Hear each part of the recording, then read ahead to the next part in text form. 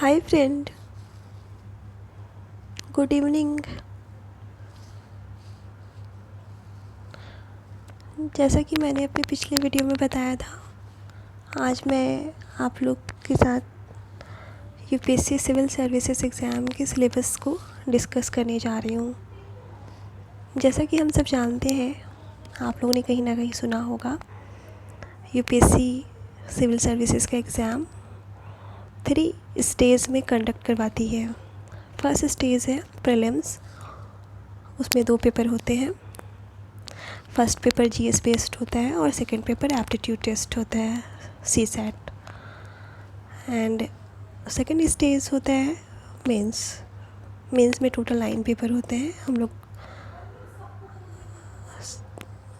सब अलग अलग पेपर वाइज डिस्कस करेंगे। एंड थर्ड स्टेज होता है इंटरव्यू, यानी ये जो एग्ज़ाम्स प्रीलिम्स टू इंटरव्यू होते हैं और रिज़ल्ट निकलने तक ये 10 से 11 महीने के ड्यूरेशन में होते हैं। और बीच बीच में गैप, प्रीलिम्स और मेंस के बीच में 3 मंथ्स, मेंस और इंटरव्यू के बीच में 2.5 मंथ्स होते हैं। कभी कभी ज़्यादा है, कभी कम। तो हम लोग चलिए स्टार्ट करते हैं प्रीलिम्स के बारे में कि प्रीलिम्स से कौन कौन से टॉपिक यूपीएससी में डिमांड रहती है।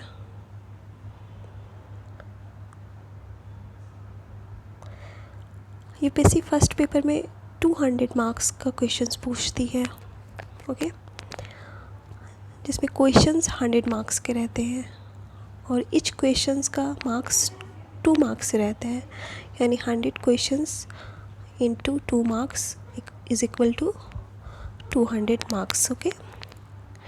और ये समय रहता है एग्ज़ाम देने का, एग्ज़ामिनेशन हॉल में 2 घंटा, 2 आवर। तो अब इसमें टॉपिक हम लोग देख लेते हैं, ठीक है, कौन कौन सा टॉपिक है, जैसा कि स्क्रीन में आप लोग देख रहे होंगे। फर्स्ट टॉपिक है राष्ट्रीय और अंतर्राष्ट्रीय महत्व की सामयिक घटनाएं।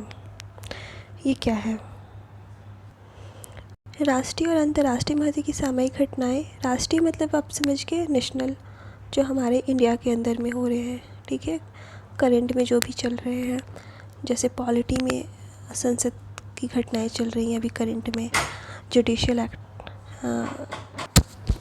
कोई बात नहीं, वो मेरी फ्रेंड आ गई थी दोस्तों, इसलिए मैंने पॉज कर दिया था। राष्ट्रीय और अंतर्राष्ट्रीय महत्व की सामयिक घटनाएं, ओके। राष्ट्रीय यानी कि अंदर में अभी पॉलिटी में चल रहा है, पार्लियामेंट, जुडिशियल का स्टडी, पुलिस का स्टडी, बहुत सारे चलते रहते हैं पॉलिटी में, आर्टिकल्स वगैरह बहुत सारे, 73rd 4th अमेंडमेंट। अंतर्राष्ट्रीय महत्व की सामयिक घटनाएं यानी करंट अफेयर्स, अंतर्राष्ट्रीय, इंटरनेशनल, जैसे इंडिया का अभी करंट में चल रहा है, रशिया यूक्रेन का युद्ध चल रहा है। फिर अभी एक बलून वगैरह को मार गिराया गया अमेरिका ने, अमेरिका क्लेम कर रहा है कि वो स्पाई बलून है। तो इस टाइप के क्वेश्चन आते हैं। फिर इंडिया से अमेरिका का क्या रिलेशन है, कामकासा वगैरह साइन हुआ है, बर्लिंसा हुआ है, बहुत सारा वहाँ न्यूक्लियर ये सब, जैसे 2+2 डायलॉग्स वगैरह से होता है। डिफेंस में हमारा लॉजिस्टिक में बहुत सारा एग्रीमेंट्स हुआ है।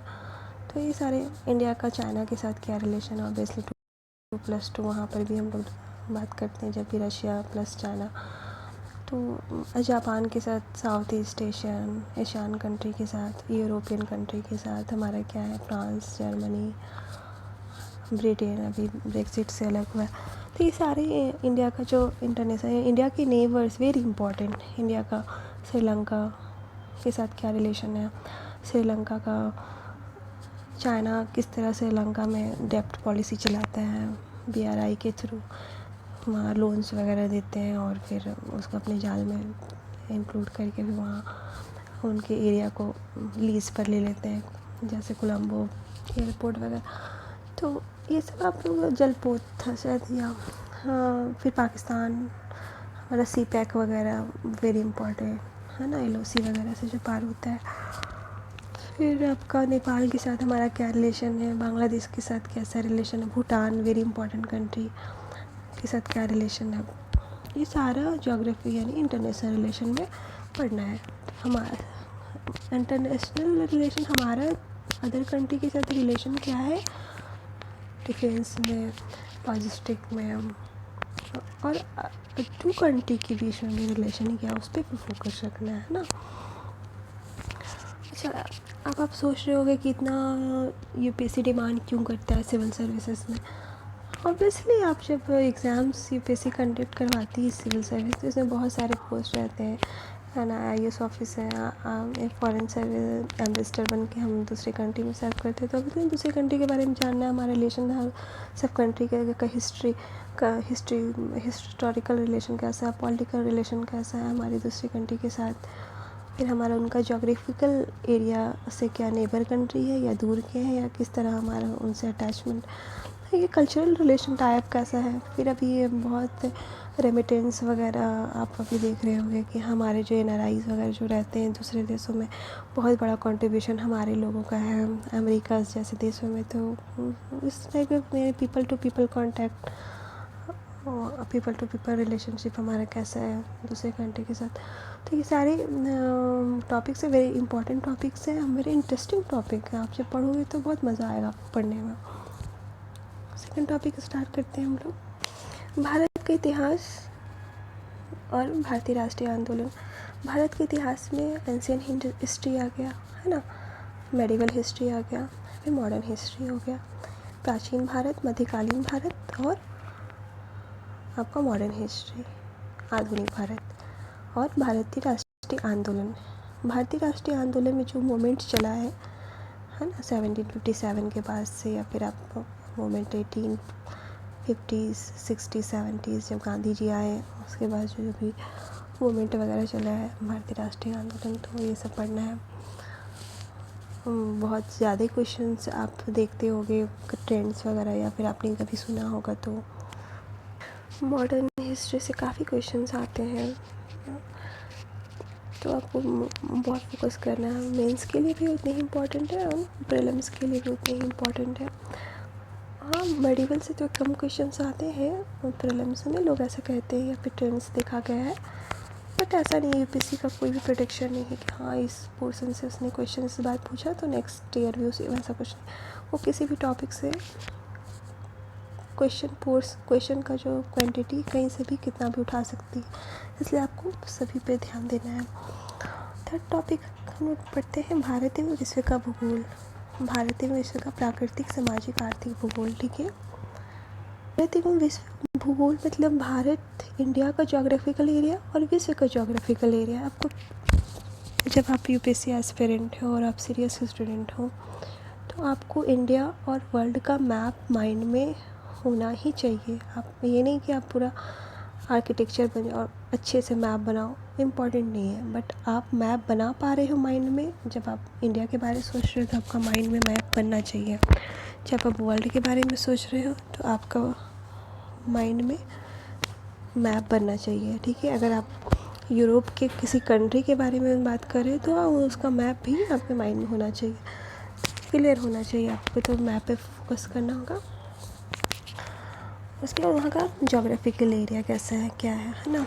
भारत में विश्व का प्राकृतिक यानी कि नेचुरल जोग्राफी कैसा है, जैसे भी चीता वगैरह ट्रांसपोर्ट हुआ है, नामीबिया वगैरह से लाया गया है, तो वहाँ का प्राकृतिक नेचुरल क्लाइमेट कैसा है, जोग्राफिकल, है ना। वहाँ का सोशल कैसा है, समाज, वहाँ के लोग किस तरह रहते हैं, कैसा जोग्राफिकल एरिया है। वहाँ पर आर्थिक भूगोल मतलब होता है इकोनॉमिक जोग्राफी। ओके, वहाँ का जो जोग्राफी है तो उसका वहाँ का सॉइल वगैरह, मिट्टी का उर्वरता वगैरह जिसको बोलते हैं, वो कैसा है, इंडिया का कैसा है, तो ऑल ओवर कंट्री का कैसा है। यहाँ ज़्यादा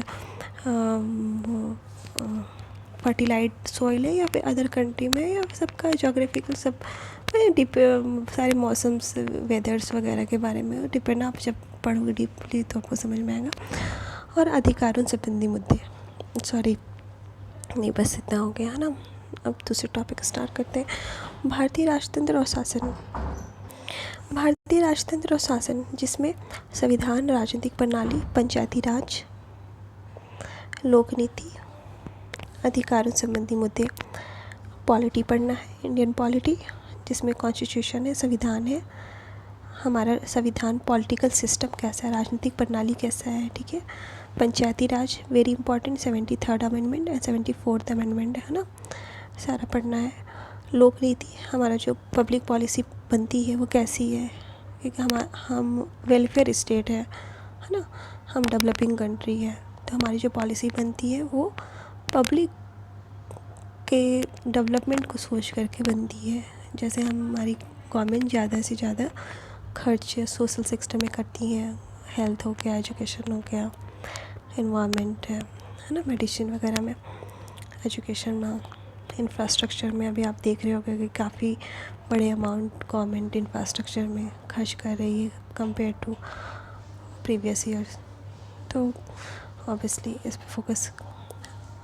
सेकंड टॉपिक हम लोग देखते हैं आर्थिक और समाजी विकास, है ना। आर्थिक विकास यानी कि हमारी जो कंट्री है क्या वो तरक्की कर रही है, आर्थिक तरक्की कर रही है, इकोनॉमिकल डेवलपमेंट हो रहा है, ये भी देखना कि क्या एक। और समाजी विकास, इकोनॉमिकल डेवलपमेंट के साथ साथ सोशल डेवलपमेंट भी बहुत ज़रूरी है। ऐसा ना हो कि हम लोग पैसे तो बहुत आगे हैं, बस समाज के तौर पर सोशली हम लोग पिछड़े हुए हैं, है ना। फॉर एग्ज़ाम्पल बताती हैं कि अभी बहुत सारे स्टेट आप देख रहे होंगे साउथ वगैरह में डेवलप स्टेट हो गए, लेकिन फिर भी आप कभी कभी है ना सुन लेते होंगे कि सती प्रथा वगैरह अभी भी कहीं फॉलो करे, कुछ रिचुअल्स जो हज़ारों साल पहले फॉलो होते थे वो अभी भी कुछ लोग कर रहे हैं, या ऐसे न्यूज़ में आ जाते हैं। अभी किसी को आग में डाल दिया या उनको नंगा करके ऐसे रोड में घुमाया, इस तरह की मानसिकता वाले लोग कुछ समाज में। तो वही टॉपिक पढ़ना है कि हमारी आर्थिक प्रगति हो रही है, इकोनॉमिकल हम स्ट्रांग हो रहे हैं, हमारी कंट्री हो रही है, तो क्या उसके साथ साथ सामाजिक डेवलपमेंट भी हो रही, विकास हो रही है, वो भी पढ़ना है। ओके, फिर बहुत सारे सोशल डेवलपमेंट के लिए गवर्नमेंट स्कीम लाती है, वो पढ़ना। सतत विकास वेरी इंपॉर्टेंट ना, सस्टेनेबल डेवलपमेंट, SDG आपने सुना होगा, सस्टेनेबल डेवलपमेंट गोल 17, जो हमारा ऑल ओवर वर्ल्ड ने मिल करके इसको कहा है कि 2030 या 2025 में, एग्जैक्ट मुझे डेट याद नहीं आ रहा है, 2030 तक वो लोग 17 गोल्स को पूरा करेंगे।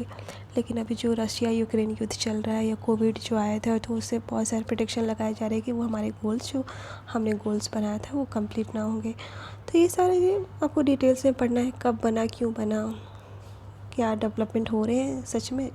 SDG में 17 गोल्स हैं, जिसमें गरीबी को हटाना है, हेल्थ सेक्टर में असमानता को दूर करना है, इक्वालिटी लाना है, एजुकेशन है, सारे सेक्टर में उसको उसी में से गोल सेट किया गया है। फिर गरीबी, है ना,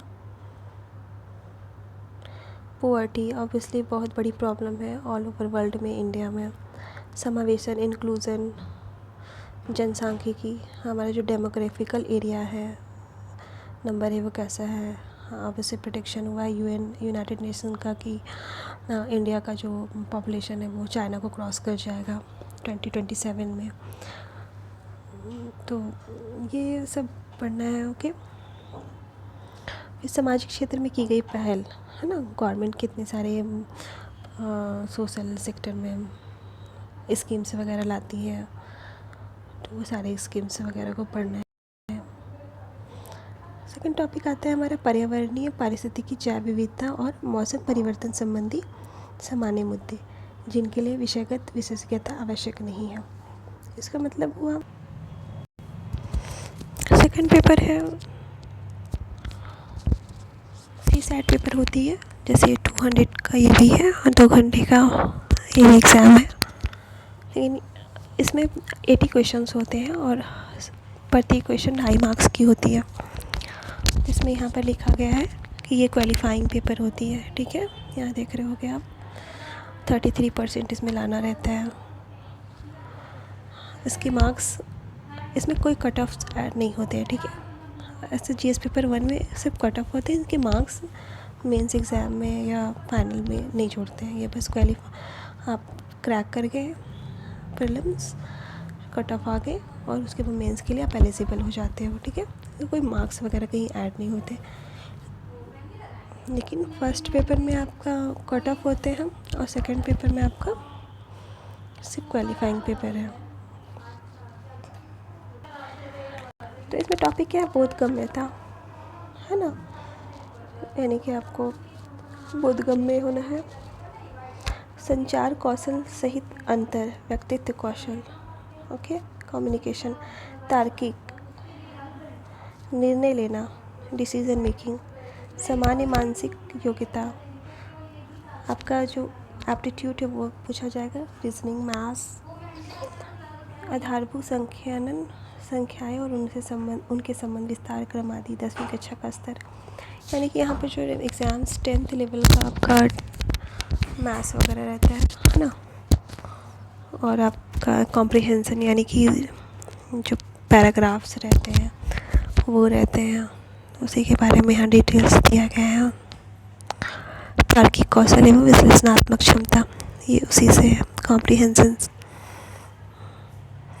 तो मैथ्स के क्वेश्चंस रहते हैं, रीजनिंग्स रहते हैं, कॉम्प्रिहेंशंस रहते हैं, और आपका बस यही यहाँ पे जो भी टॉपिक आप देख रहे हो, ठीक है, ये हो गए प्रीलिम्स पेपर, ओके। इसमें ज़्यादा आपको फोकस है कि क्वालिफाइंग पेपर रहते हैं, लेकिन वेरी इंपॉर्टेंट। कभी कभी क्या होते हैं कि स्टूडेंट पेपर 1 में तो कट ऑफ ले आते हैं, लेकिन क्वालिफाइंग पेपर में फेल हो जाते हैं। तो ये बहुत इंपॉर्टेंट है कि आपको इस पर ध्यान देना है।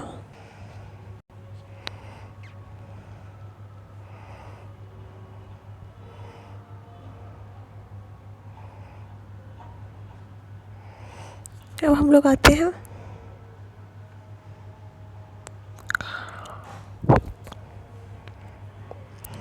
मेंस पेपर में, ठीक है। तो मेंस पेपर में जैसे मैंने बताया कि 9 पेपर होते हैं। तो फर्स्ट पेपर होते हैं, यहाँ आप देख रहे होगे, प्रश्न पत्र qualifying paper on Indian language and English, ठीक है। भारतीय भाषा और अंग्रेजी पर अर्हक प्रश्न पत्र है। इस प्रश्न पत्र का उद्देश्य अंग्रेजी तथा संबंधित भारतीय भाषा में अपने विचारों को स्पष्ट तथा सही रूप प्रकट करना तथा गंभीर तर्कपूर्ण गद्य को पढ़ने और समझने में उम्मीदवार की योग्यता की परीक्षा की जाती है, ठीक है।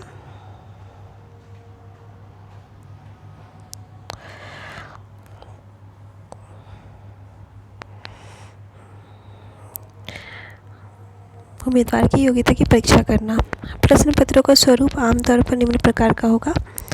तो देखिए, जो क्वेश्चंस रहेंगे इंग्लिश पेपर में, दिए गए गद्यांशों को समझना, पैसेज रहेंगे, समरी करना, संक्षेपण मतलब समरी, शब्द प्रयोग तथा शब्द भंडार, यानी कि आपको शब्द एक वर्ड दे दिया जाएगा, उसका सेंटेंस बनाना है, लघु निबंध यानी ऐसे लिखना है, आपको शॉर्ट ऐसे लिखना है। अब भारतीय भाषाएं, दिए गए गद्यांशों को समझना, इंडियन लैंग्वेज, आप इंग्लिश में ये चीज़ें ऊपर का हो गया, दिए गए गद्यांशों को समझना, संक्षेपण, शब्द प्रयोग तथा शब्द भंडार, लघु निबंध। और भारतीय भाषाएं मतलब कि इंडियन लैंग्वेज, जो भी हमारा लैंग्वेज है, तेलुगु, तमिल, हिंदी, आप कोई भी लैंग्वेज ले सकते हो, ठीक है। जो भी लैंग्वेज, बंगाली, मराठी, गुजराती, जैसे नॉर्थ इंडियन के अधिकतर लोग लेते हैं हिंदी। तो भारतीय भाषाएं, दिए गए गद्यांशों को समझना, संक्षेपण, शब्द प्रयोग, शब्द भंडार, बहुत लोग इंग्लिश भी रख लेते हैं, लघु निबंध, अंग्रेजी से भारतीय भाषा तथा भारतीय भाषा से अंग्रेजी में अनुवाद है, ठीक है। इसमें क्या कह रहा है, देखिए आप गौर से, टिप्पणी 1 में, भारतीय भाषा और अंग्रेजी के प्रश्न पत्र मैट्रिकुलेशन या समकक्ष स्तर के होंगे, जिनमें केवल अर्हता प्राप्त करनी है, यानी कि आपको सिर्फ क्वालिफाइंग पेपर है, क्वालिफाई करना है, ठीक है। इन प्रश्न पत्रों में प्राप्तांक योग्यता क्रम के निर्धारण में नहीं गिने जाएंगे, यानी जब मेंस में मार्क्स ऐड होंगे, जब आपका मेरिट बनेगा, तो उसमें इसका मार्क्स यानी ये पेपर का मार्क्स नहीं ऐड होगा। अंग्रेजी तथा भारतीय भाषाओं के प्रश्न पत्रों के उत्तर उम्मीदवारों को अंग्रेजी तथा संबंधित भारतीय भाषा में देने होंगे, ठीक है। आप अंग्रेजी में दे सकते हैं या कोई भी इंडियन लैंग्वेज में दे सकते हैं।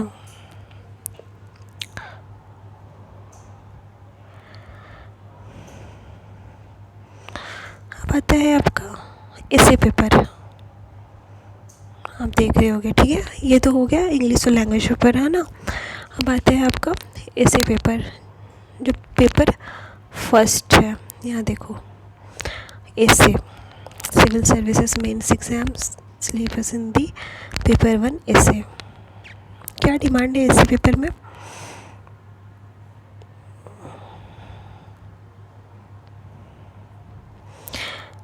निबंध, उम्मीदवार को विविध विषयों पर निबंध लिखना होगा।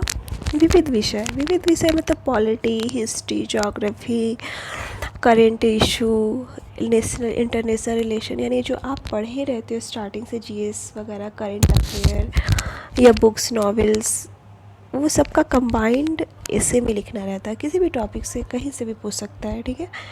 विविध विषयों पर निबंध लिखना का उनसे अपेक्षा की जाएगी कि वे निबंध के विषय पर ही केंद्रित रहे। यानी अगर जब आप ऐसे लिख रहे हो तो आपको टॉपिक जो पूछा गया एग्जैक्ट उसी पर, आपको इधर उधर भटकना नहीं है कि पूछा कुछ और है आप डाइवर्ट हो गया, नो।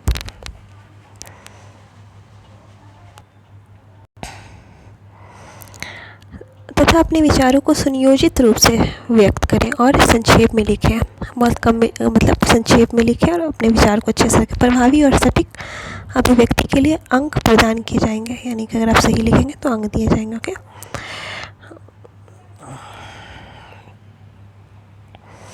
अब आता है पेपर 2।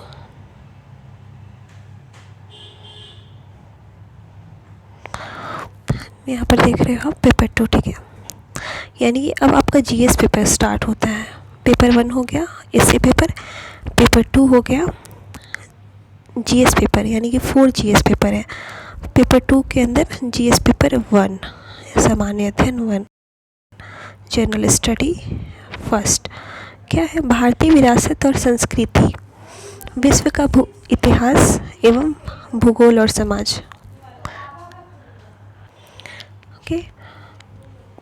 तो भारतीय विरासत और संस्कृति, क्या विरासत है हमारा, क्या है?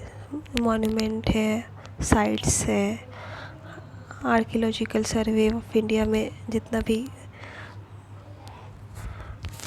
स्कल्पचर वगैरह बना हुए हैं आप देखते हो। संस्कृति का क्या कल्चरल है ना। विश्व का इतिहास पढ़ना है, वर्ल्ड का हिस्ट्री पढ़ना है आपको, एवं भूगोल और समाज, ठीक है। मेंस पेपर के बारे में बता रही हूँ। जैसे आप प्रीलिम्स पेपर में भी देखा था कि हाँ भूगोल पढ़ना था, वहाँ पर भी ज्योग्राफी, हिस्ट्री पढ़ना था। तो जब आप प्रिपरेशन स्टार्ट करोगे तो आप मेन से ही स्टार्ट करोगे। इस बारे में भी मैं डिस्कस करूँगी नेक्स्ट टॉपिक पे, ओके।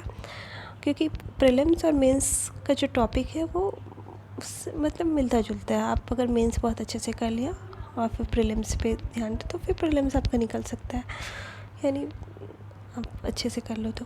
विश्व का इतिहास एवं भूगोल और समाज। अब इसमें फर्स्ट टॉपिक क्या है देखो। भारतीय संस्कृति में प्राचीन काल से आधुनिक काल तक के कला के रूप, एंशिएंट टू मॉडर्न कला के रूप, साहित्य, ठीक है, लिटरेचर, वास्तुकला के मुख्य पहलू शामिल होंगे। सेकेंड, 18वीं सदी के लगभग मध्य से लेकर, यानी कि 1750s 40s खास कर स्टार्ट होता है 1757, तो वही हुआ 18वीं सदी के लगभग मध्य से लेकर वर्तमान समय तक का आधुनिक भारतीय इतिहास, महत्वपूर्ण घटनाएं, व्यक्तित्व, विषय।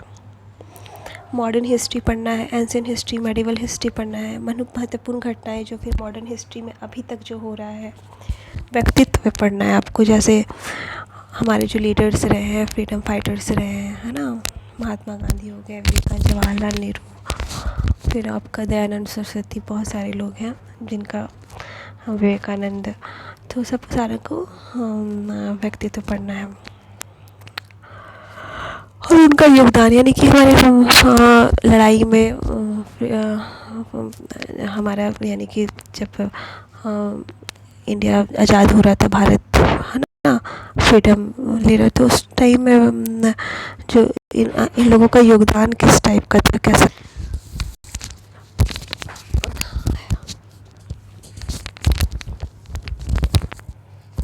हाँ, तो हम लोग कहाँ थे फ्रेंड? वो मेरी फ्रेंड आ गई थी इसलिए मुझे पॉज कर देना पड़ा। 18वीं सदी के लगभग मध्य से लेकर, ये हमने बात कर लिया, स्वतंत्रता संग्राम, ये है ना, यानी कि जब स्वतंत्रता की लड़ाई हुई हमारी, फ्रीडम फाइटर, उनके बारे में तो पढ़ना ही है, खासकर इसके विभिन्न चरण, है ना, यानी कि नॉन कॉपरेशन मूवमेंट हुआ, फिर क्विट इंडिया मूवमेंट हुआ, फिर आपका हो गया चौरा चौरी हो गया, फिर आपका सॉल्ट मार्च हो गया। तो ये सारा जो डे बाय डे हुआ है ना, फिर आपका गोलमेज सम्मेलन हुआ, तो क्या हुआ, कैसे हुआ, करो या मरो, या फिर नारा दिया गया क्यों, फिर 1947 में हुआ कि बस मोमेंट 1942 में हुआ है ना, क्विट इंडिया मूवमेंट। तो वो सारे इसके विभिन्न चरण और देश के विभिन्न भागों में इसमें अपना योगदान देने वाले महत्वपूर्ण व्यक्ति और उनका योगदान, जैसे रानी लक्ष्मीबाई का क्या है, मंगल पांडे का क्या है, उनका जैसे आपका 1857 में सैनिक विद्रोह किसी ने कहा उसको, या फिर जो किसी ने उनको कहा कि फर्स्ट फ्रीडम के लिए भी विद्रोह हुआ था, जालियांवाला बाग क्यों हुआ था, कैसे हुआ था, यानी डे बाय डे करके जैसे स्टेप बाय स्टेप जैसे हमारा मूवमेंट चलता गया और किनका क्या योगदान रहा, वो सारा पढ़ना है। स्वतंत्रता के पश्चात, यहाँ देख लें आप, स्वतंत्रता के पश्चात देश के अंदर एकीकरण और पुनर्गठन, जब 1947 में हमारा देश आज़ाद हो गया, उसके बाद के जो लीडर्स रहे तो उनके पास क्या चैलेंजेस थे देश को एक करने में, क्योंकि हम सब जानते हैं कि हमारी आज़ादी तो मिली थी बट डिवाइड भी कर दिया गया था इंडिया को, है ना, एक तरफ पाकिस्तान एक तरफ भारत हो गया था। फिर बहुत सारी लड़ाइयाँ हुई, बहुत घटनाएं देखी गई हैं, फिर पुनर्गठन उसको करना, बंटवारा हो गया, फिर उसको फिर से एक करना, लोगों को समझाना, लोगों में उनके दुर्व्यवहार को, उनके, तो वो सारे कुछ पढ़ना है, क्या चैलेंजेस थे लोगों के बीच में, क्या अभी तक, यानी कि अभी 70-75 साल में देश के एकीकरण और पुनर्गठन में क्या योगदान रहा, किनका क्या योगदान रहा, और किस तरह से हमारी कंट्री आगे बढ़ रही है। विश्व के इतिहास में 18वीं सदी की घटनाएं, विश्व का जो इतिहास हिस्ट्री है, वर्ल्ड की हिस्ट्री में 18वीं सदी यानी कि मिड 18th सेंचुरी, यानी 1750s वाला जो एरिया, 1740s 50s 1760s वाला जो टाइम है, घटनाएं या औद्योगिक क्रांति, उस टाइम औद्योगिक क्रांति हुई थी इंग्लैंड में, जापान, अमेरिका, ये सब में विश्व युद्ध हुआ था, हम लोग जानते हैं, है ना, राष्ट्रीय सीमाओं का पुनः सीमांकन हुआ था, ऑब्वियसली जर्मनी इसका जो बंटवारा हो गया था उसको फिर से किया गया एकीकरण, उपनिवेशवाद, कॉलोनियलिज्म वगैरह, उपनिवेशवाद की समाप्ति, चाहे वो अफ्रीकन कंट्री में हो या इंडियन एशियन कंट्री में हो, ठीक है, या फिर बहुत सारे आपका तो हो गया था, पहले हो गया था अमेरिका वगैरह में, वहाँ पर भी ब्रिटिशर्स लोग थे।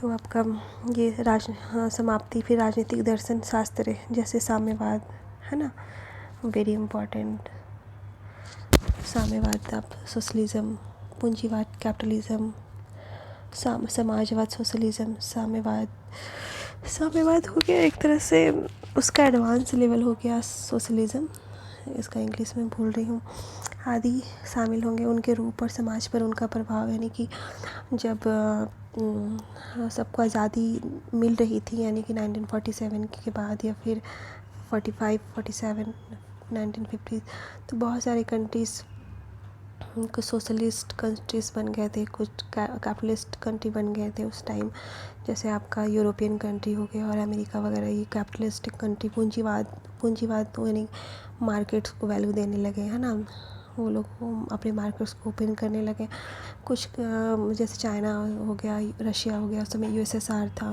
तो वो लोग अपने साम्यवाद को प्रमोट कर रहे थे, समाजवाद, जिसमें किसान मजदूर वगैरह कल्टीवेशन लोग संघ बना करके एक, तो वो सारे आपको डीपली पढ़ना है, उनके रूप और समाज पर उनका क्या प्रभाव पड़ा, आगे कैपिटलिस्ट कंट्रीज़ लोग, यानी जिन्होंने पूंजीवाद का समर्थन किया या फिर उनकी पॉलिसी को अपने मार्केट में चलाया, तो उनका कैसा डेवलपमेंट रहा, तो वो सारे और जिन्होंने सोशलिज़म को आगे बढ़ावा दिया उनका कैसा रहा, भारतीय समाज की मुख्य विशेषताएं, यानी इंडियन का समाज कैसा है, इंडिया का समाज कैसा है, और भारत की विविधता। हम सब जानते हैं कि भारत एक विविधताओं से भरा देश है, तो यहाँ पर बहुत सारे कल्चरल हैं, बहुत सारे धर्म को मानने वाले लोग रहते हैं, तो ये सारे कुछ यहाँ की विविधताओं के बारे में पढ़ना है। महिलाओं की भूमिका और महिला संगठन। हम जानते हैं कि महिलाओं के लिए जो मूवमेंट चला वो 1970s के बाद काफ़ी ज़ोर शोर से चला। संगठन, जनसंख्या एवं संबंध मुद्दे। जनसंख्या ऑब्वियसली पॉपुलेशन के बारे में, गरीबी पढ़ना है, विकासात्मक विषय पढ़ना है, डेवलपमेंट। शहरीकरण, हम लोग देख रहे हैं कि बहुत ज़्यादा शहरीकरण हो रहा है ना, बढ़ रहा है। उनकी समस्याएं, शहरीकरण के कारण क्या समस्याएं आ रही हैं, क्योंकि बहुत सारे डिफॉरेस्टेशन हो रहे हैं, पेड़ों को काट कर घर बनाए जा रहे हैं, इंफ्रास्ट्रक्चर क्रिएट किया जा रहा है, तो उनके एडवर्स इफ़ेक्ट हो रहे हैं। एनिमल्स लोग के लिए घर नहीं मिल रहे, हैबिटेट्स नहीं मिल रहे, तो फिर वो सड़कों पे आ रहे। हम लोग अधिकतर आपका न्यूज़ चैनलों वगैरह में सुनते होंगे कि हाथी ने इतने लोगों को मार दिया। अभी बाघ का बहुत सारा न्यूज़ था कि 4-5 लोगों को शेरों ने घर में घुस मार। तो ये सब चीज़ है इन शहरीकरण के कारण ये समस्या है, क्योंकि उनको भी हैबिटेट्स चाहिए रहने के लिए जगह, उनके घर उनको उतने अवेलेबल नहीं हो रहे, तो वो लोग फिर हमारे एरिया में आ रहे। उनके रक्षा उपाय, यानी गवर्नमेंट उनके रक्षा के लिए क्या कर रही है। वेरी करेंट एग्जाम्पल अभी है, चीता को लेकर के गवर्नमेंट आ रही है दूसरे कंट्री से, है ना, नामीबिया से। अभी एक मादा चीता जो फर्स्ट ट्रूप में लाई थी वो डेथ भी कर गई है, तो उसके लिए गवर्नमेंट क्या कर रही है। फिर भारतीय समाज पर भूमंडलीकरण का प्रभाव, यानी जो वर्ल्ड का जो ग्लोबलाइजेशन हो रहा है, यानी कि हर कंट्री दूसरे कंट्री से डिपेंडेंट हो रहे हैं हम। अभी फॉर एग्जांपल कोविड के टाइम में देखा होगा कि ग्लोबल सप्लाई चेन जो होता है, यानी कि बहुत सारे चिप्स वगैरह जो है वो चाइना बनाते हैं, तो वहाँ पर कोविड हो गया तो सप्लाई रुक गया, और बहुत सारे अभी झगड़े हो रहे हैं चाइना और इंडिया, ये अमेरिका के बीच ट्रेड वॉर चल रहा है, तो उसमें भी ग्लोबल सप्लाई चेन बाधित पहुँचती है, एक दूसरे पे डिपेंडेंट हो जाते हैं। हमारे कुछ प्रोडक्ट यहाँ बनते हैं तो कुछ कहीं और मैन्युफैक्चर होते रहते हैं, तो उसका क्या प्रभाव हमारे समाज पे पड़ता है, उसके बारे में भी डीपली पढ़ना है। सामाजिक सशक्तिकरण,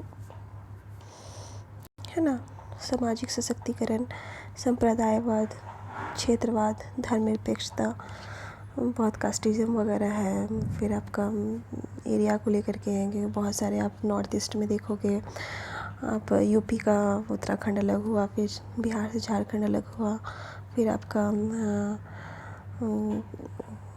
नॉर्थ ईस्ट का बहुत सारे एरिया है जहाँ पर हमेशा देखते रहते होंगे कि वहाँ पर लड़ाई झगड़े होते रहते हैं, और डिमांड गवर्नमेंट से होती रहती है कि हमें अलग कर दिया जाए, हम नई कंट्री बना, नए स्टेट बना दें सब अपने बेनिफिट के लिए।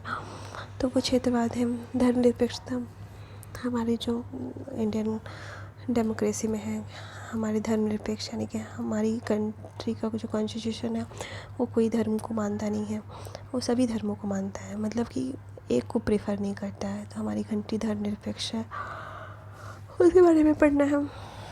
फिर आपका हो गया विश्व के भौतिक भूगोल के मुख्य विषय यहाँ है।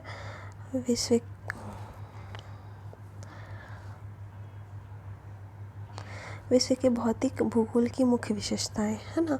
भौतिक भूगोल हो गया आपका, जैसे जोग्राफिकल एरिया है तो उसका सॉइल वगैरह भौतिक यही है, और क्या है थोड़ा नेट पे आप देख लीजिएगा इसका, एक मिनट। विश्व भर के सेकेंड टॉपिक आते हैं हम लोग। विश्व भर के मुख्य प्राकृतिक संसाधनों का वितरण, ठीक है, नेचुरल जो हमारा रिसोर्सेज है वो कौन सी कंट्री में क्या चीज़ ज़्यादा है, कौन से कंट्री में कौन सी चीज़ कहाँ पर है, किसी क्वांटिटी में है, वो सब कुछ पढ़ना है। जैसे दक्षिण एशिया और भारतीय उपमहाद्वीप को शामिल करते हुए, भारतीय उपमहाद्वीप में आ जाता है अमेरिका, ये इंडिया और पाकिस्तान, बांग्लादेश, नेपाल और भूटान का जो एरिया है, और नीचे आपका हो गया श्रीलंका। ये एरिया भारतीय उपमहाद्वीप में आ जाता है।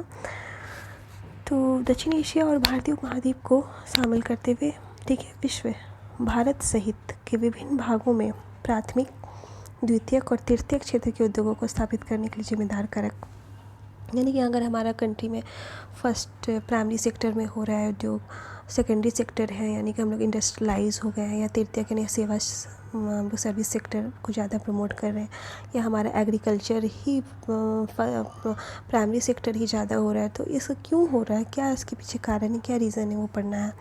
भूकंप, जैसे अभी अर्थक्वेक आया था भूकंप सीरिया में और तुर्की में, तो वो भी पढ़ना है ज्योग्राफी में, है ना। सुनामी, ज्वालामुखी, हलचल, चक्रवात, अभी जैसे आपका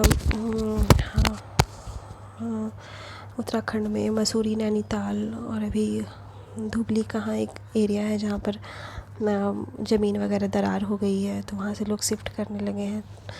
तो लैंडस्लाइड वगैरह क्यों आते हैं, क्या है उसके पीछे कारण, कैसे बचा जा सकता है, आदि महत्वपूर्ण भूभौतिकीय घटनाएं, भूगोलीय विशेषताएं और उनके स्थान, अति महत्वपूर्ण भूगोलीय विशेषताओं, जल स्रोत और हिमावर्त सहित, ठीक है, और वनस्पति एवं प्राणी जगत में परिवर्तन, इस प्रकार के परिवर्तनों के प्रभाव, यानी जो परिवर्तन भौगोलिक तौर पर यानी जोग्राफिकल जो चेंजेस हो रहे हैं, तो वो उसका क्या प्रभाव है, क्या इफ़ेक्ट हो रहे हैं लोगों पर,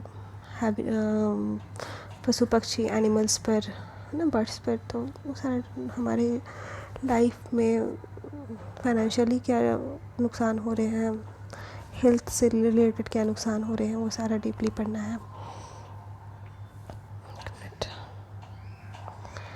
हम पेपर 3 स्टार्ट करते हैं। तो अब हम लोग पेपर 3 पढ़ रहे हैं, शासन व्यवस्था, शासन, संविधान,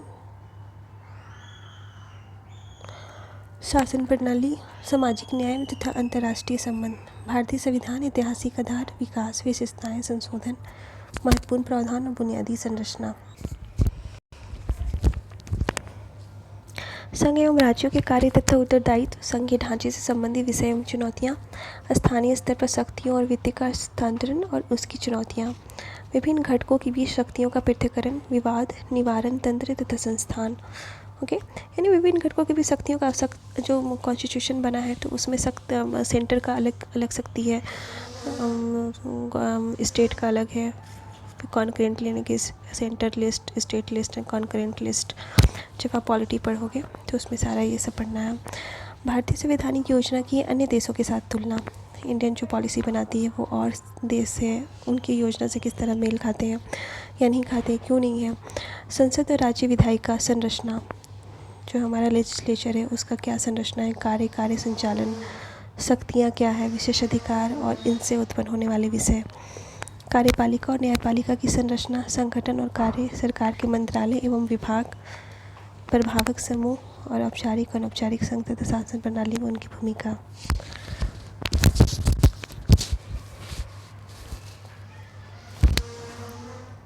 जनप्रतिनिधित्व अधिनियम की मुख्य विशेषताएं,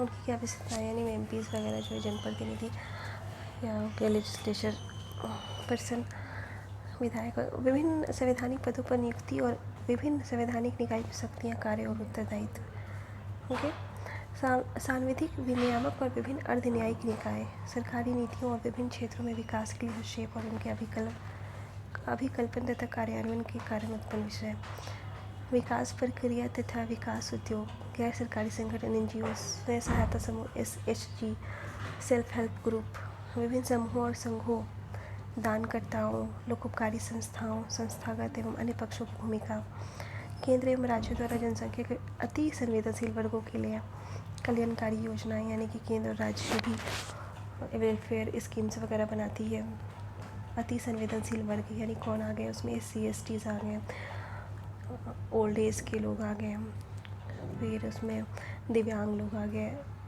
महिलाएं भी है, बच्चे भी हैं, है ना, इनके लिए जो भी स्कीम्स वगैरह वेलफेयर स्कीम्स बढ़ाती है। संवेदनशील, अति संवेदनशील में बहुत ज़्यादा विकलांग वगैरह लोग हैं, हैंडीकैप वो लोग जो है, बूढ़े लोग हो गए, तो संवेदन वर्गों की बेहतरी के लिए गठित तंत्र, विधि, संस्थान एवं निकाय, फिर स्वास्थ्य, शिक्षा, मानव संसाधनों से संबंधित सामाजिक क्षेत्र सेवाओं के विकास और प्रबंधन से संबंधित विषय। गरीबी और भूख से संबंधित विषय। शासन व्यवस्था।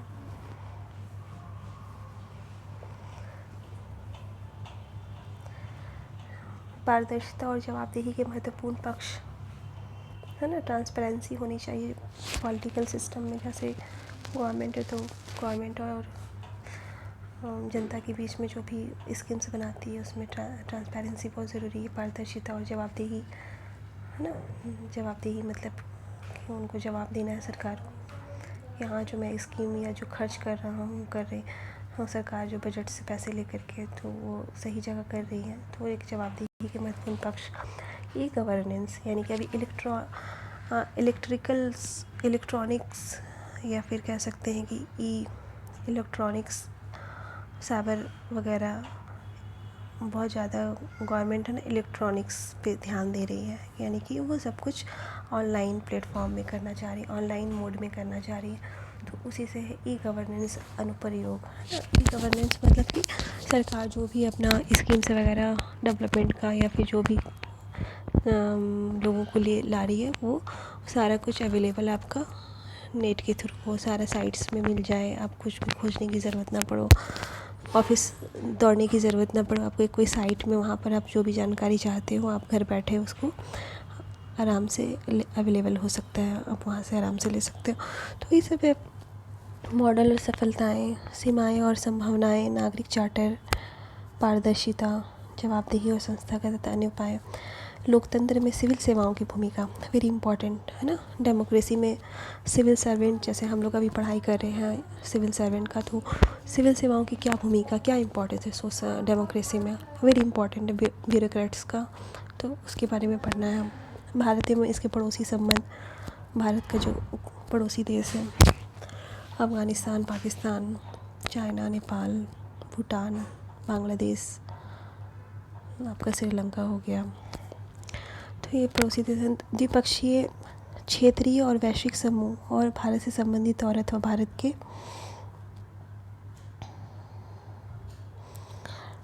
प्रभावित करने वाले करार, भारत के देश को प्रभावित करने वाले करार, ये यहाँ देख लीजिए। भारत के हितों, भारतीय परिदृश्य पर विकसित और विकासशील देशों की नीतियाँ, ठीक है। यानी कि भारत के लिए जो विकसित और विकासशील उसकी क्या नीतियाँ पड़ती है उसमें वो देखना है। फिर राजनीति का प्रभाव, महत्वपूर्ण अंतर्राष्ट्रीय संस्थान जैसे यूएनए वगैरह हो गया, यूनाइटेड नेशंस वगैरह, अंतर्राष्ट्रीय संस्थान यूनेस्को हो गया, यूनाइटेड नेशन में जितने भी हैं सिक्योरिटी काउंसिल्स वगैरह, यूनेस्को हो गया, पीस के लिए जितने भी होते हैं, एग्रीकल्चर, आर्किटेक्चर, एजुकेशन, हेल्थ, जितने भी संस्थान है, मंच है, जैसे आपका G20 हो गया, आसियान का हो गया, आरसीईपी हो गया, 2+2 डायलॉग हो गया, या फिर आपका G7 हो गया, है ना। जैसे आपका हो गया यहाँ ब्रिक्स हो गया, फिर बिम्स्टेक हो गया, सार्क हो गया, तो ये जितने भी मंच है, संस्थान है अंतर्राष्ट्रीय, उनकी संरचना, अधिदेश संरचना कब बना, क्यों बना, कितने कंट्री हैं, कहाँ मुख्यालय है, कहाँ हेड ऑफिस है, उनका उद्देश्य क्या है, वो सब कुछ पढ़ना है पॉलिटी में। अब हम लोग आते हैं पेपर 4 में, यानी कि जनरल स्टडी का पेपर 3। जैसा कि मैं बता रही हूँ, पेपर 1 ऐसे पेपर 2 है second GS paper, first GS paper, paper 3 है सेकंड जीएस पेपर, और पेपर 4 है थर्ड जीएस पेपर, ठीक है। आप यहाँ देख रहे हो।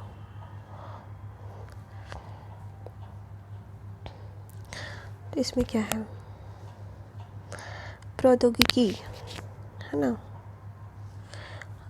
आर्थिक विकास, जैव विविधता, पर्यावरण, सुरक्षा, आपदा प्रबंधन टॉपिक है, वास्ट टॉपिक है। भारतीय अर्थव्यवस्था, तथा योजना, संसाधनों को जुटाने, प्रगति, विकास तथा रोजगार से संबंधित विषय, समावेशी विकास तथा इससे उत्पन्न विषय, सरकारी बजट, मुख्य फसलें, देश के विभिन्न भागों में फसलों का पैटर्न कैसा है, सिंचाई के विभिन्न प्रकार कैसे एवं सिंचाई प्रणाली कैसी है, कृषि उत्पाद का भंडार कैसा है, भंडारण जो हम लोग कर रहे हैं, food corporation of India FCI जो भंडारण करती है किसान से लेकर, तो कितना क्या हमारे खाने पीने के लिए पब्लिक को देने के लिए जो भी PDS वगैरह पब्लिक डिस्ट्रीब्यूशन सिस्टम में सरकार स्कीम चला रही है, तो क्या वो FCI पूरा कर पा रही है, नहीं कर पा रही है, वो सारा डिटेल्स, परिवहन और तथा विपणन, मार्केटिंग संबंधित विषय और बाधाएं,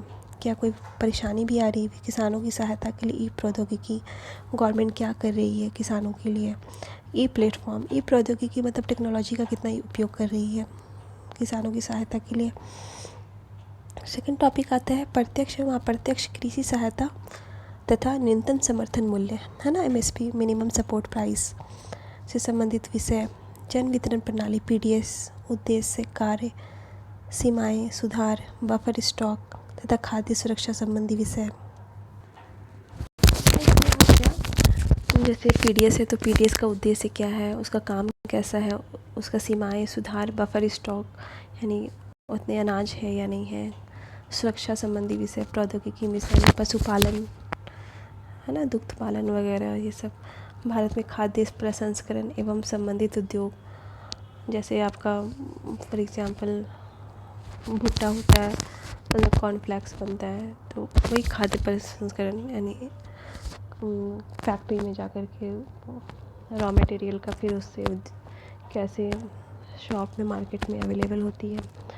कार्य क्षेत्र एवं महत्व, संस्थान, ऊपरी और नीचे की अपेक्षाएं, आपूर्ति श्रृंखला प्रबंधन, लॉजिस्टिक श्रृंखला, लॉजिस्टिक मतलब कि जैसे अभी कोविड हो गया था तो क्या हमारे खाने पीने की दिक्कत हो गई थी, तो वो सारे प्रबंधन गवर्नमेंट कैसे करती है। भारत में भूमि सुधार, उदारीकरण, लिबरलाइजेशन का अर्थव्यवस्था पर प्रभाव, यानी LPG हुआ था 90s के दशक में।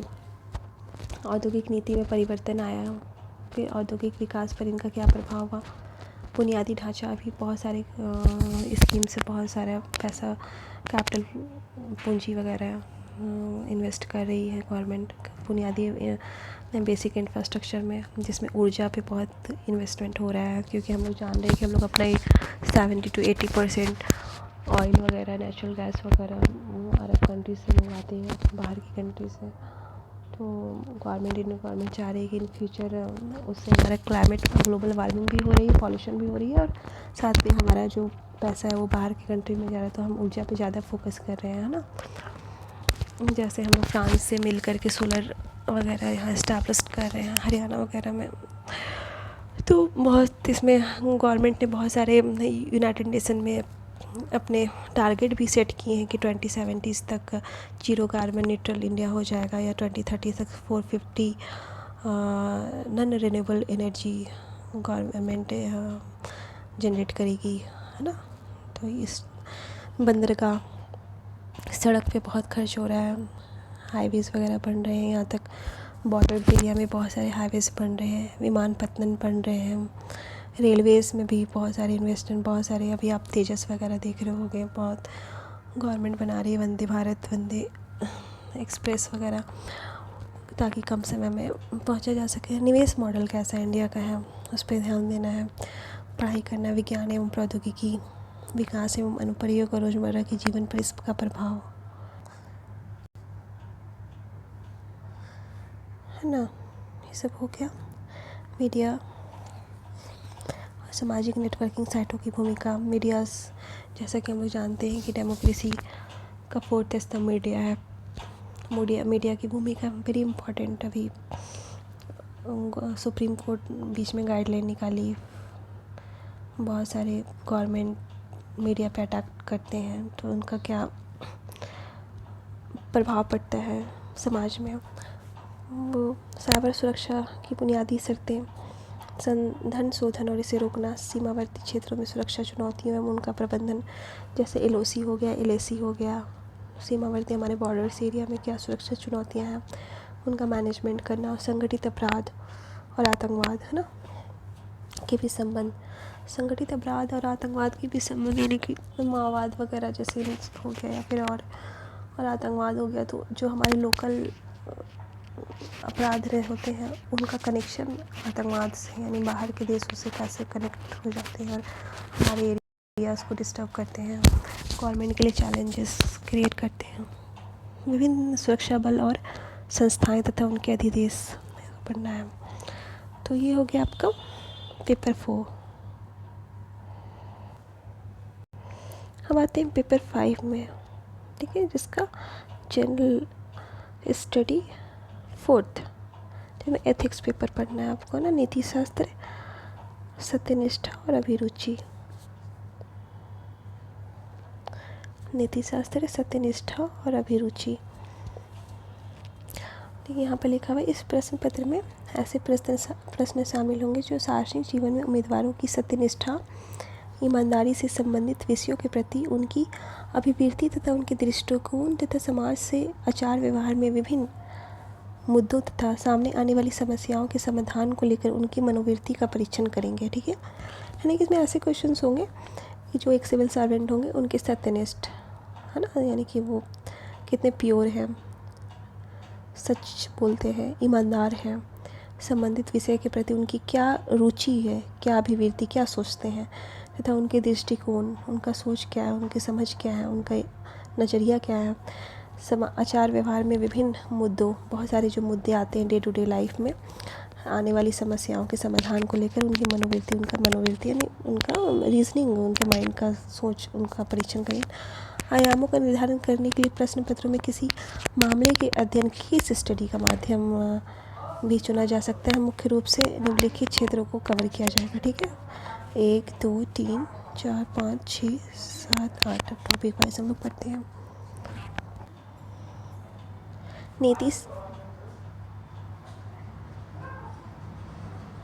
नीति शास्त्र तथा मानवीय सहसंबंध। मानवीय क्रियाकलापों में नीति शास्त्र का सार तत्व, इसके निर्धारण। नीति शास्त्र तथा मानवीय सहसंबंध। मानवीय क्रियाकलापों में नीति शास्त्र का सार तत्व, इसके निर्धारक और परिणाम। नीति शास्त्र के आयाम। निजी और सार्वजनिक संबंधों में नीति शास्त्र मानवीय मूल्य, महान नेताओं, सुधारकों और प्रशासकों के जीवन तथा उनके उपदेशों से शिक्षा मूल्य विकसित करने में परिवार, समाज और शैक्षणिक संस्थानों की भूमिका। अभिवृत्ति, सारांश, कंटेंट, संरचना, वृत्ति, विचार तथा आचरण के परिप्रेक्ष्य में इसका प्रभाव एवं संबंध। नैतिक और राजनीतिक अभिरुचि, सामाजिक प्रभाव और धारणा। सिविल सेवा के लिए अभिरुचि तथा बुनियादी मूल्य। सत्यनिष्ठा, भेदभाव रहित तथा गैर वफादारी, निष्पक्षता, सार्वजनिक सेवा के प्रति समर्पण भाव, कमजोर वर्गों के प्रति सहानुभूति, सहिष्णुता तथा संवेदना। भावनात्मक समझ, अवधारणाएं तथा प्रशासन और शासन व्यवस्था में उनके उपयोग और प्रयोग। भारत तथा विश्व के नैतिक विचारकों तथा दार्शनिकों के योगदान, है ना, जैसे कार्ल मार्क्स वगैरह हो गए या फिर और भी बहुत रूसो वगैरह, वॉल्टेयर वगैरह हो गए, तो उनका क्या विचार है, क्या योगदान है हमारे नैतिक दर्शन में, एथिकल। हाँ, लोक प्रशासनों में लोक सिविल सेवा मूल्य तथा नीति शास्त्र। ये लोक प्रशासन पब्लिक सर्वेंट बनेंगे, है ना लोग, तो उसमें से नीति शास्त्र की क्या भूमिका है। स्थिति तथा समस्याएं। सरकारी तथा निजी संस्थानों में नैतिक चिंताएं तथा दुविधाएं नैतिक मार्गदर्शन के स्रोतों के रूप में विधि, नियम, विनियम तथा अंतरात्मा।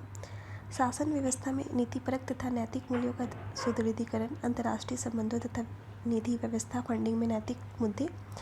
कॉर्पोरेट शासन व्यवस्था। नेक्स्ट हो गया शासन व्यवस्था में ईमानदारी तथा ईमानदारी। शासन व्यवस्था में ईमानदारी यानी शासन में ईमानदारी, लोक सेवा की अवधारणा। शासन व्यवस्था और ईमानदारी का दार्शनिक आधार। सरकार में सूचना का आदान प्रदान और पारदर्शिता। सूचना का अधिकार, नीतिपरक आचार संहिता, आचरण संहिता, नागरिक घोषणा पत्र, कार्य संस्कृति, सेवा प्रदान करने की गुणवत्ता, लोक विधि का उपयोग, भ्रष्टाचार की चुनौतियाँ। उपर्युक्त विषयों पर मामला संबंधी अध्ययन यानी केस स्टडीज। ये हो गया पेपर 5 फ्रेंड्स।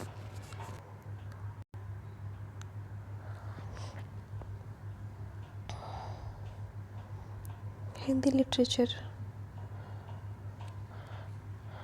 प्रश्न पत्र उत्तर हिंदी में लिखने होंगे। खंड खा है ना, हिंदी भाषा और नागरी लिपि का इतिहास, इसमें सारा है। अपभ्रंश, अवहट और प्रारंभिक हिंदी का व्याकरणिक तथा अनुप्रयुक्त स्वरूप, मध्यकाल में ब्रज और अवधी का साहित्यिक भाषा के रूप में विकास, सिद्धनाथ साहित्य, खुसरो, संत साहित्य, रहीम आदि कवियों और दक्कनी हिंदी में खड़ी बोली का प्रारंभिक स्वरूप, 19वीं शताब्दी में खड़ी बोली और नागरी लिपि का विकास, हिंदी भाषा और नागरी लिपि का मानकीकरण, स्वतंत्रता आंदोलन के दौरान राष्ट्रभाषा के रूप में हिंदी का विकास, भारतीय संघ की राजभाषा के रूप में हिंदी का विकास, हिंदी भाषा का वैज्ञानिक और तकनीकी विकास, हिंदी की प्रमुख बोलियों और उनका परस्पर संबंध, नागरी लिपि की प्रमुख विशेषता और उसके सुधार के प्रयास तथा मानक हिंदी का स्वरूप, मानक हिंदी की व्याकरणिक संरचना। उसी तरह खंड खा है हिंदी साहित्य का इतिहास, है ना, हिंदी साहित्य की प्रासंगिकता और महत्व तथा हिंदी साहित्य के इतिहास लेखन की परंपरा,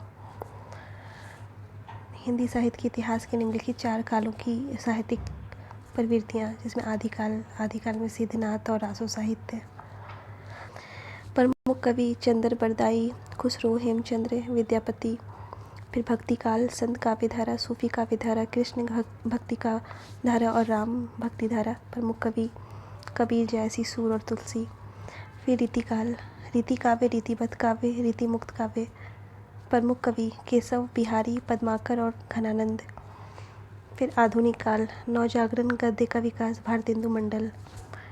तो आपको ऐसे पढ़ना है, यहाँ से आप देख सकते हो कि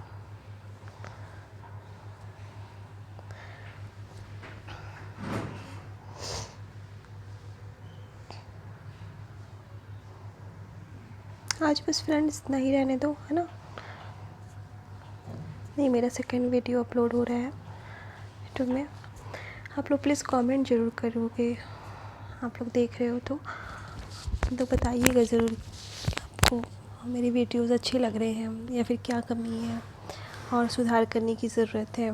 वॉइस क्वालिटी ठीक है, टाइमिंग सही है, या फिर जो भी आपको लगता है, आप प्लीज़ कमेंट ज़रूर करोगे कमेंट बॉक्स में, ओके। देन अगर आपको मेरा वीडियो पसंद आ रहा है तो प्लीज़ चैनल को लाइक कर दो, वीडियोस को, चैनल को सिर्फ सब्सक्राइब कर दो और शेयर भी कर दो, ओके। ओके फ्रेंड, ठीक है फ्रेंड, फिर मैं रखती हूँ।